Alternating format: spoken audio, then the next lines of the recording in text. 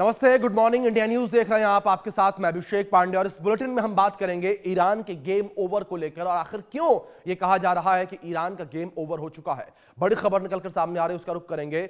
Iran US Israel जंग का 13वां दिन है आज और जंग के बीच ट्रंप का बड़ा दावा सामने आया। ट्रंप ने ईरान युद्ध में जीत का दावा किया, कहा कि हमने ईरान के खिलाफ युद्ध जीत लिया, ईरान में हमले के लिए कुछ भी नहीं बचा है। ट्रंप का बड़ा बयान सामने आया, कहा कि पहले ही घंटे में खेल खत्म हो गया था।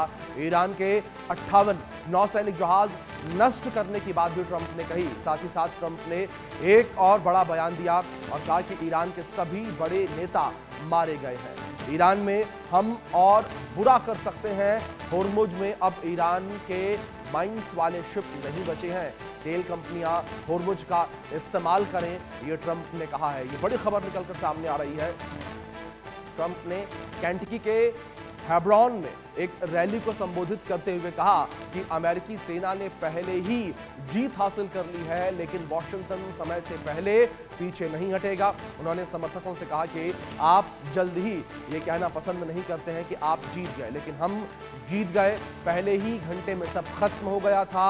इस दौरान ट्रंप ने स्टेज पर डांस भी किया और ट्रंप ने अभियान के दौरान ईरान की नौसैनिक ताकत को भारी नुकसान पहुंचाने का श्रेय अमेरिकी सेना को देते हुए कहा कि हमने ईरान के 58 नौसैनिक जहाजों को नष्ट कर दिया है, डुबो दिया है। उन्होंने कहा कि हम जल्द नहीं जाना चाहते, हमें काम पूरा करना होगा। ट्रंप ने यह भी कहा कि अभियान से ईरान के सैन्य क्षमता को भारी नुकसान पहुंचा है और एक समय ऐसा भी आया जब निशाना बनाने के लिए लगभग कुछ भी नहीं बचा था। वहीं ट्रंप ने कहा कि युद्ध के कारण ऊर्जा कीमतों पर बड़े दबाव को लेकर कम करने के लिए सरकार स्ट्रेटेजिक पेट्रोलियम रिजर्व का इस्तेमाल कर सकती है। उन्होंने कहा कि हम इसे थोड़ा कम करेंगे, इससे कीमतें नीचे आएंगी। मैंने इससे पहले भी भरवाया था और फिर भरवा दूंगा। ट्रंप ने माना कि युद्ध के कारण वैश्विक बाजारों में अस्थिरता आई है, लेकिन उनका मानना है कि जल्द ही हालात स्थिर हो जाएंगे। ट्रंप का बयान किस तरीके से निकलकर सामने आया, सुनिए। And my administration, as you know better than anybody, is also working to keep the oil flowing. It's flowing all over. We knocked out, they want to drop some mines. Very friendly people, mines, so boats blow up. And we knocked out as of, every hour I have to change because they knock them out so fast. I've never seen anything. Think of it. They knocked out 54 ships in 2 days, and they're real ships. In fact, I got angry at my people. I said, are they any good? Yeah, they're warships. I said, why the hell did we kill them? Why didn't we just capture them and use them in our Navy? They said they wouldn't have qualified for that.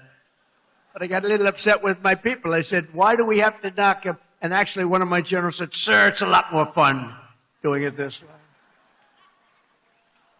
But we knocked out 58 naval ships.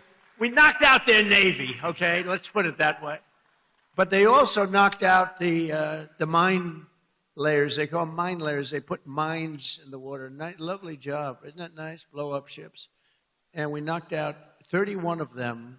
And, I was very proud of myself. I said, why did you use the weapon that we use on the drugs that come in by sea? Do you know that drugs by sea are down 98%?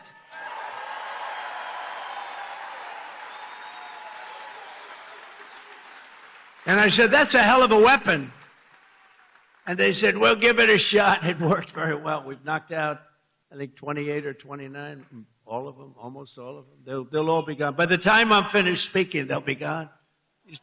These people work very fast. But I'm pleased to report that earlier today, the International Energy Agency agreed to coordinate the release of a record 400 million barrels of oil from various national petroleum reserves around the world, which will substantially reduce the oil prices as we end this threat to America and this threat to the world. We don't want to leave early, do we? We got to finish the job, right? Over the past 11 days, तो यहां पर यह अमेरिकी राष्ट्रपति Trump का एक बड़ा बयान निकलकर सामने आया। युद्ध के हालातों को लेकर उन्होंने माना है कि युद्ध की वजह से अंतर्राष्ट्रीय बाजार